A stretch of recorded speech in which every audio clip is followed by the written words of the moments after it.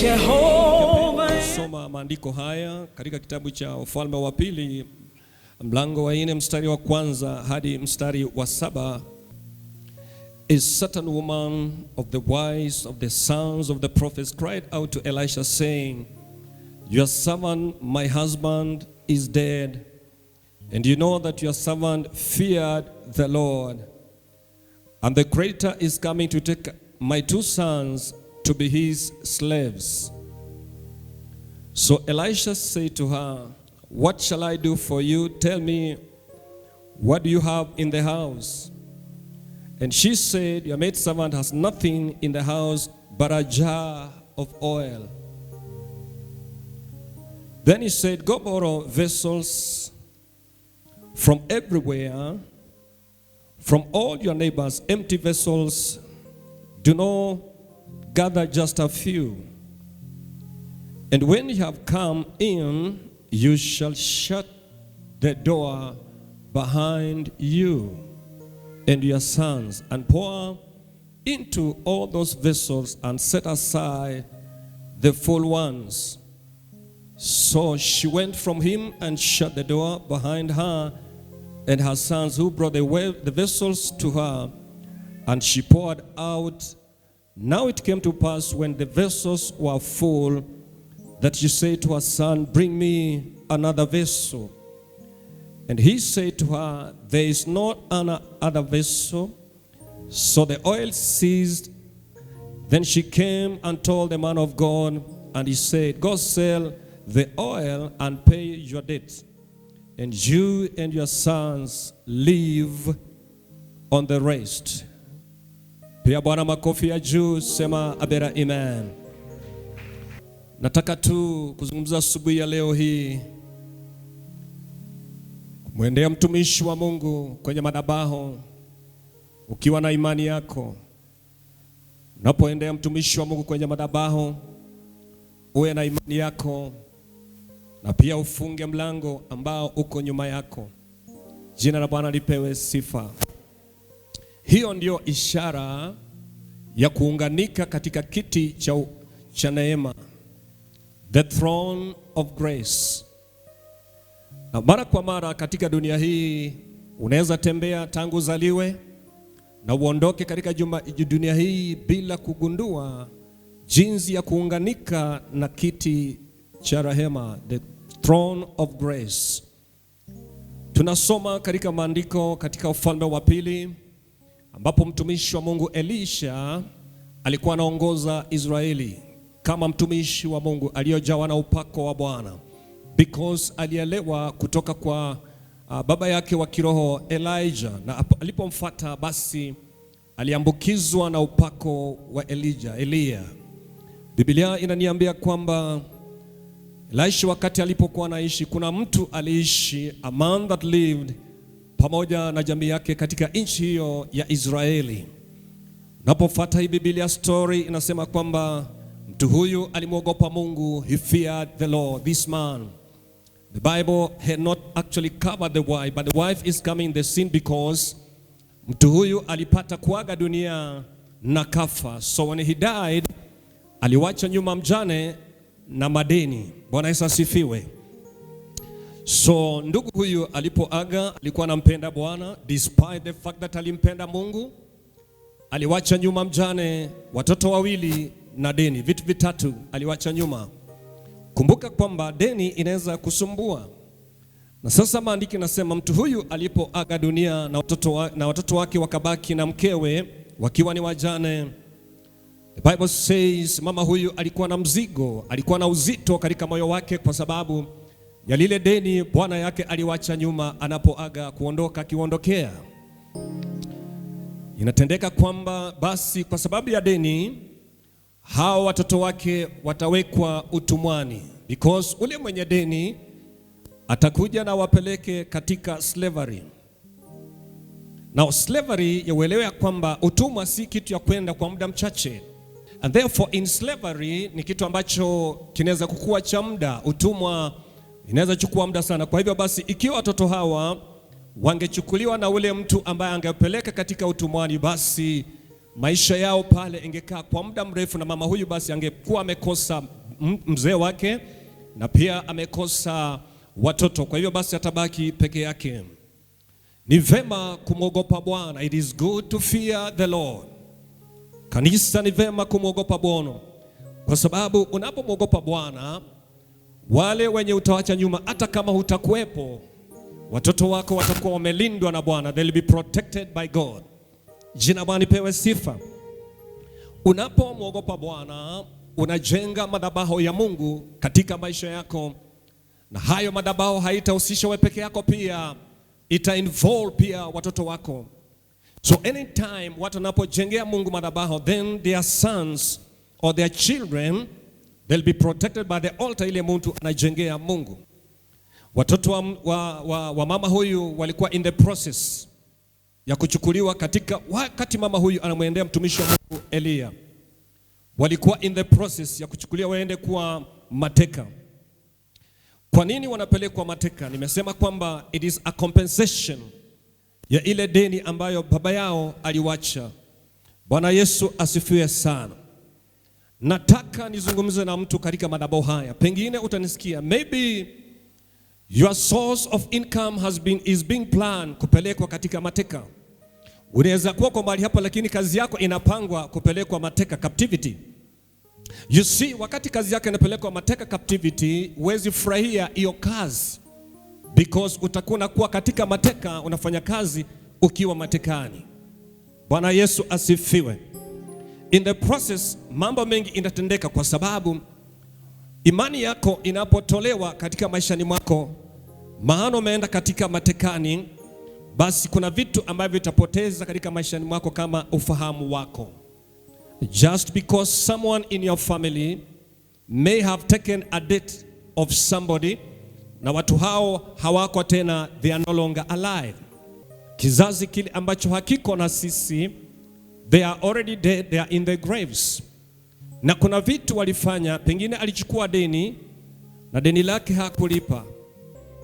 Kama ni baba ama ni mama, wale walikufa katika maishani mwako, anaweza kuwa grandmother, anaweza kuwa mother, anaweza kuwa great grandmother. They may have taken a debt of somebody, na hiyo deni hawakulipa katika maisha yao.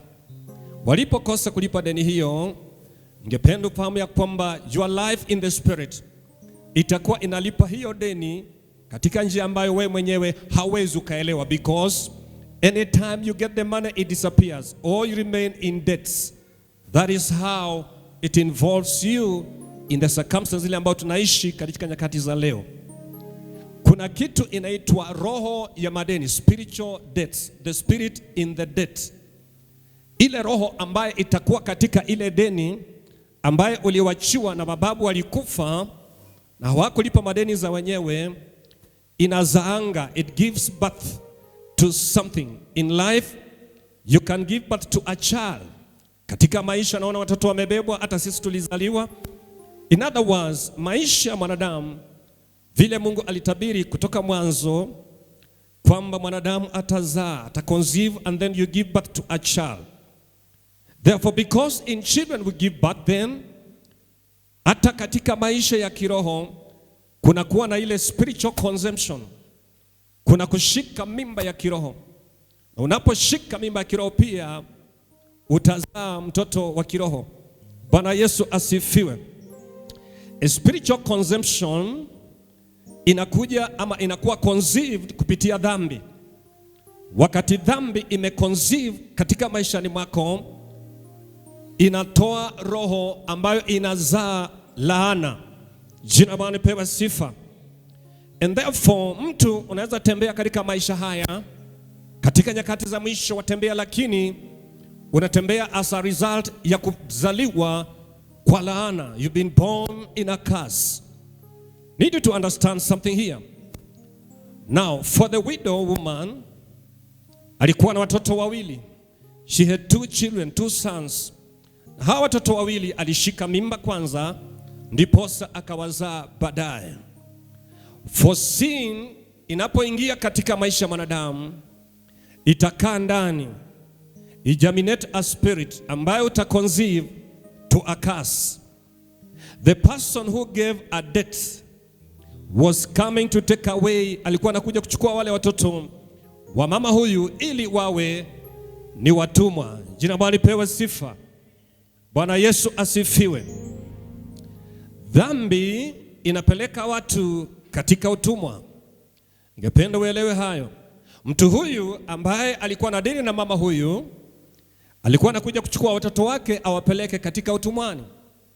In the same manner, katika spiritual context, dhambi pia inapoingia katika maisha ya mwanadamu ambaye imekuwa conceived, ikakuwa ni roho, ikakuwa ni laana, hupeleka mtu katika utumwani wa hiyo laana. Jina la Bwana lipewe sifa. Hawa watoto ilifaa wawe mateka ama wa slaves ama watumwa kwenye yule mwenye akona deni na wao na nyumba yao. Hii ni nyumba ya mtu ambaye alikufa akaenda mbinguni pengine, maana alimwogopa Bwana. Inatendeka katika maisha ya sasa ambapo sisi tunaishi katika karne hii. Watu wanasoma masomo ya career, watu wanafanya biashara, watu wanafanya kazi zao katika maofisi. Bwana Yesu asifiwe. Watu wanafanya kazi ya ufundi, watu wanafanya kazi ya artisan. Kuna vitu watu wanafanya biashara zao. It could be maybe perhaps unaweza kuwa naishi dunia hii uko katika sehemu ya career, ama wewe ni mfanyikazi umeajiriwa, ama unafanya biashara yako.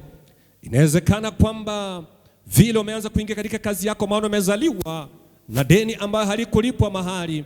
Kama baba yako hakuokoka, kuna madeni alienda nazo, and therefore sometimes tunapatikana kama sisi ni wana ambao ni kama watoto wa huyu mama aliyekuwa amezaa watoto, na ule mtu ambaye anakuja kuchukua watoto waende katika deni hapeleki mama yake, anawacha mama yake, anachukua watoto anawacha mama.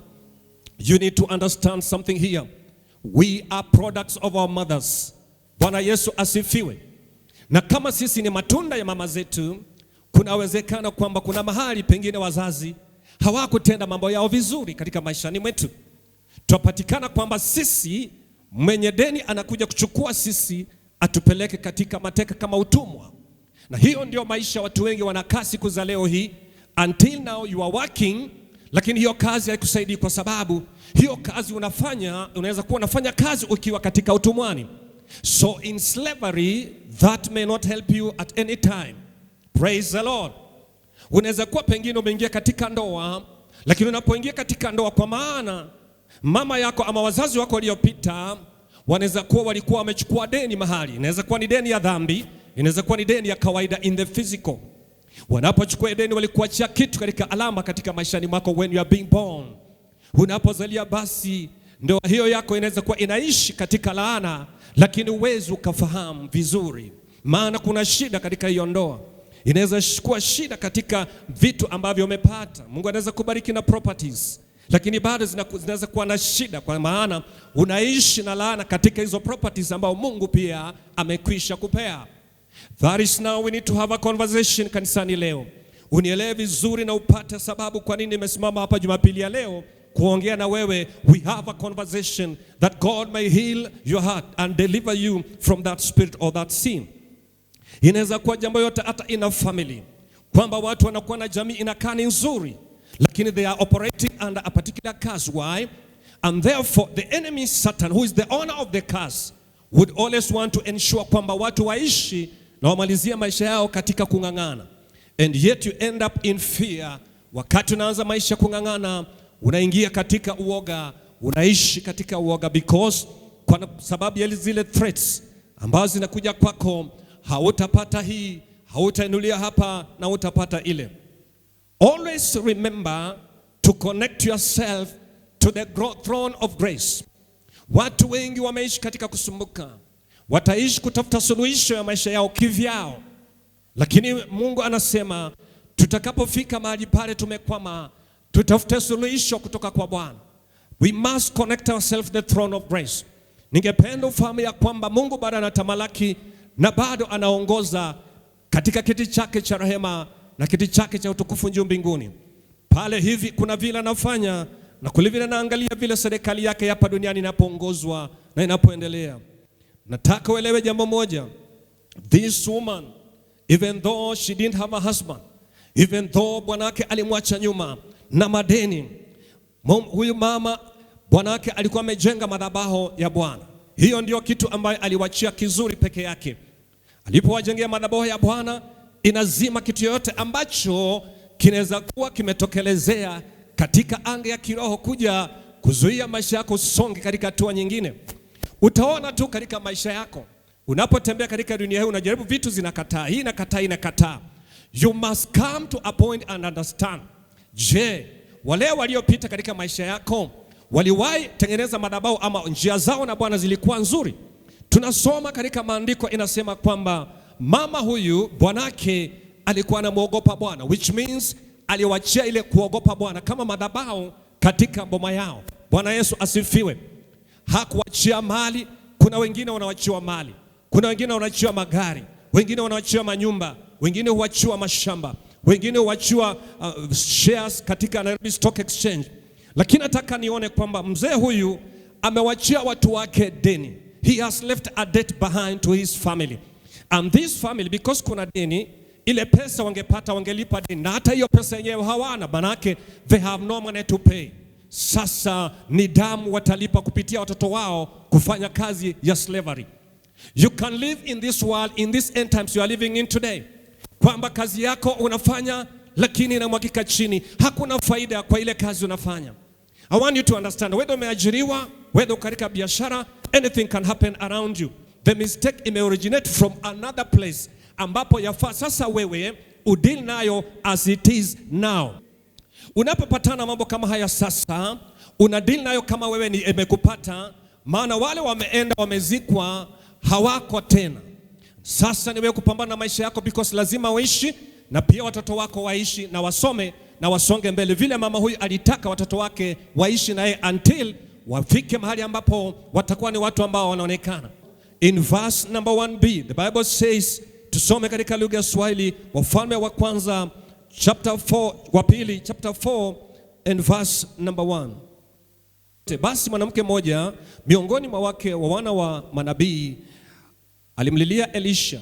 So now understand here. Akasema, mtumishi wako mume wangu amekufa. Wewe unajua ya kuwa mtumishi wako alikuwa mcha Bwana, na aliyemwia amekuja ili ajitwalie wana wangu wawili kuwa watumwa. Let me underline that one there. Get this. Huyu mwanamke, she had a history in the background. Na alipokuwa na history in the background, akasema hapana, this man is coming. Huyu mtu anakuja kuchukua watoto wangu. Maana alikuwa ametuma na ripoti, ninakujia watoto wako. Mama huyu akaona hapana, kwa maana mtu huyu alimwogopa Bwana, nitaenda kwenye mtumishi wa Mungu ambaye pia anamwogopa Bwana. So mama akaondoka akaenda kwenye mtumishi wa Mungu ambaye anamwogopa Bwana. Na alipofika pale, kuna connection to the throne of grace before even she spoke to the man of God. Why? Alichukua hatua ya kwenda katika mtumishi wa Bwana akiwa na imani kwamba jambo litatendeka, watoto wangu hawataondoka. Mama anaenda kwa mtumishi wa Mungu Elisha akijua kwamba amefika mahali ambapo watoto wanaenda kuchukuliwa. Amefika mahali ambapo aibu inaenda kushuka kwake.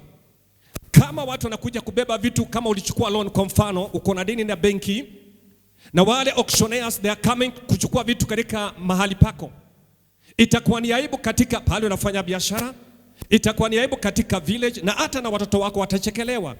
Hivyo ndivyo inatendeka wakati imani yako inakuja kuchukuliwa.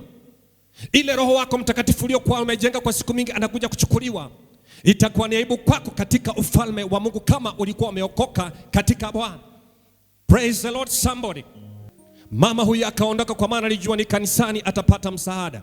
Kwa maana bwana yake alikuwa anaenda kanisani, alimwogopa Bwana. Ingawaje alikufa akawachia madeni. Twende katika mstari wa pili, maandiko yanasema, so Elisha said to her.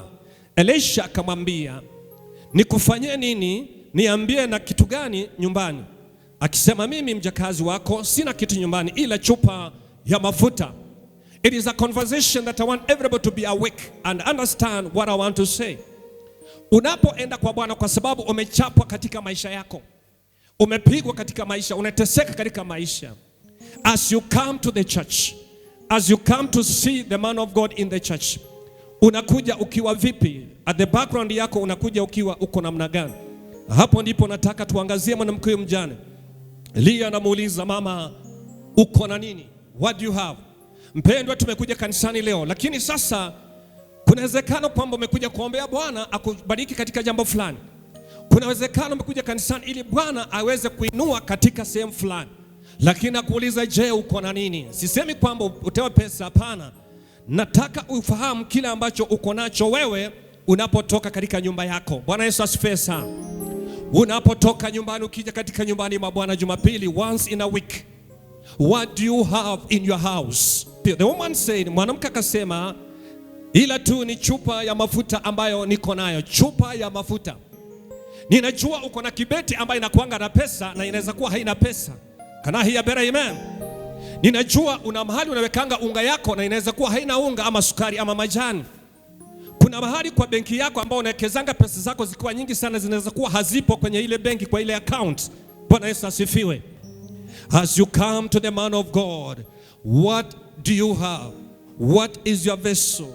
Because ile chombo ambacho ni cha kubeba mafuta, mafuta wanga inapika, na mafuta pia wanga in the spirit ina connect katika kiti cha Bwana. Bwana Yesu asifiwe. Mafuta hapa, kuna mafuta ya kujipaka, kuna mafuta ya kupika, na kuna mafuta ambayo ina connect katika kiti cha enzi. Kwa sababu ile chupa ilikuwa na mafuta, Elia akajua kwamba aka connect this mother to heaven where oil comes from. Nataka nikuulize hivi, kwa maana mafuta ina connect mbingu, wewe mpendwa uko na nini katika nyumba yako? Tuelewane hapa. Nyumba yako sio ile umewacha kule nyumba umeweka kafuli ama umetoka ukaja hapa. No. Your house is your body for now in the spiritual realm. Bwana Yesu asifiwe. Nyumba yako ni mwili wako huu ambao unabeba ndani roho ya Bwana. There must be a vessel ambayo itaweza mafuta ya Bwana ikaingia ndani. Tumpe Bwana Yesu makofi ya juu, sema amen. Katika mwili huu unahitaji imani. Unahitaji roho ya imani katika mwili huu. Utakapokuwa na roho ya imani, basi mafuta hayo ambayo anayozungumzia haya yatatoka juu mbinguni kwenye kiti cha Baba, yaje yatulie kwenye roho yako iliyo na imani. Tumpe Bwana Yesu makofi ya juu, sema amen. You need to understand something today. It is your faith that is inside that will be a vessel for the oil of God to be inside. Ikiwa mafuta yatakuja kutoka mbinguni, vile tunaenda kuona kwamba mafuta yatanemka kwa vyombo ya mama huyu na itulie na vyombo vijae, tutaelewa kwa nini Daudi anasema kikombe changu kinafurika. Praise the Lord. Kanahi ya bere, amen. Sio kikombe ya kawaida, lakini roho iko ndani ina overflow. When the spirit inside is overflowing, there is nothing difficult God cannot connect you to. Pigia Yesu makofi ya juu na useme amen. Nyumba yako ni mwili wako. Therefore oil is a direct connection to heaven. Mafuta inakuunganisha katika kiti cha utukufu cha Bwana na kiti cha rehema, the throne of grace. Bwana Yesu asifiwe. Tunaenda mstari wa 3, maandiki nasema, akasema, nenda ukatake vyombo huko nje kwa jirani zako wote, vyombo vitupu, wala usitake vichache. Listen this, because I am talking of a vessel. Ninaongelelea kuhusu chombo. Mama huyu alikuwa na chombo cha mafuta. Bwana Yesu asifiwe. Mama alikuwa na chombo cha mafuta, na hapo ndipo mafuta yafaa ije. Katika maandiko tumesoma, twayafahamu, twajua kule mbele mafuta itakuja ingie katika chombo kile ambacho mama atatumia. Mpendwa, nataka unisikilize vizuri. Elisha akamwambia mama huyu, enda ukatafute vyombo zaidi. Hii ni kumwambia enda utafute imani zaidi. Bwana Yesu asifiwe.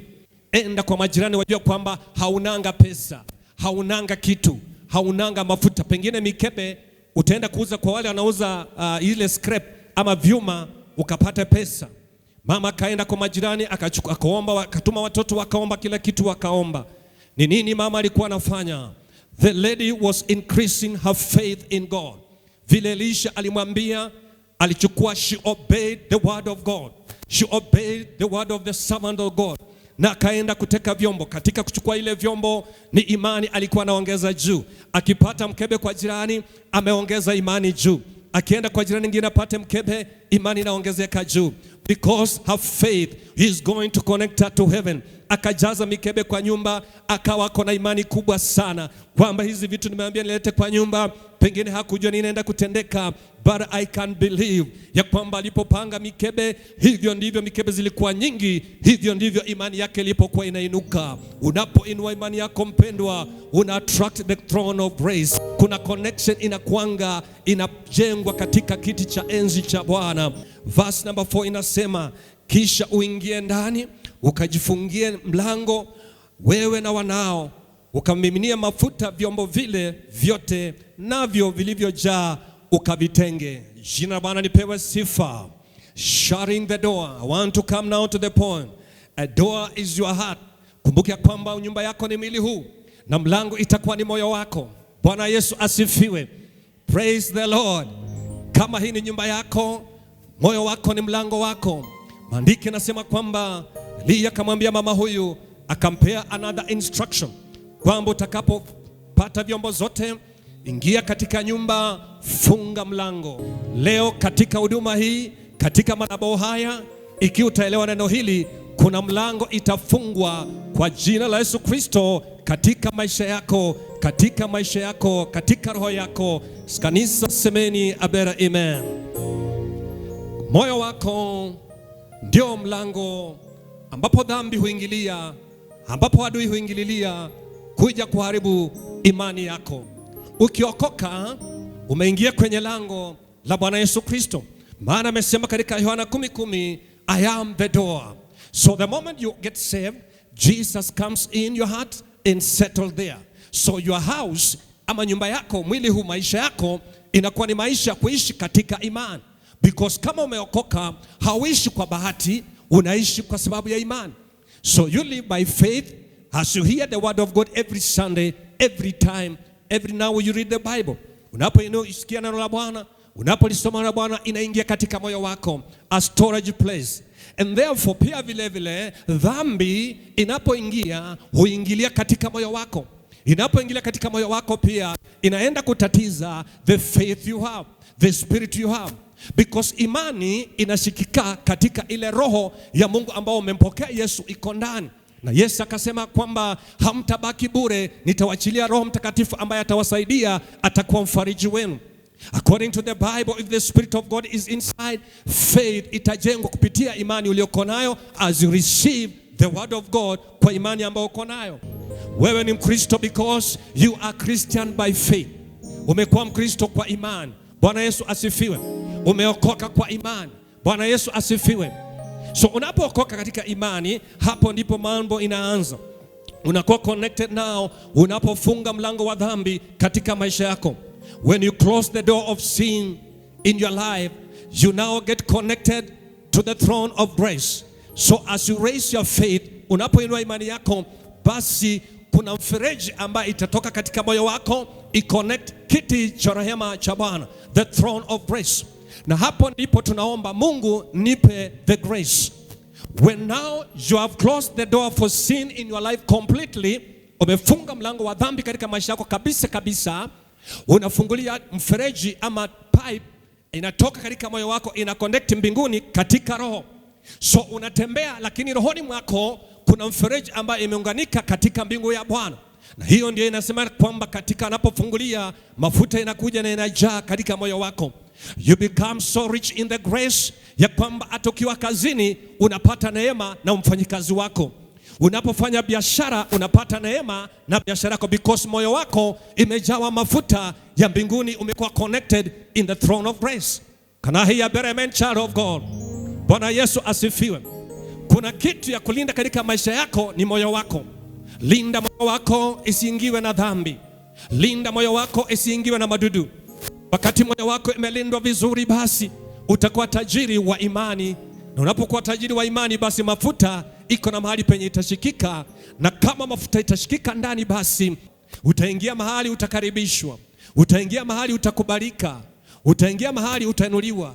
Hata magonjwa ikiingia itatoka kwa sababu ya neema ya Mungu iliyoko ndani, maana ugonjwa haisikii mafuta. Bwana Yesu asifiwe. Can I hear a better amen? Bow down and worship you. Oh, just lift up your hands to him. Oh,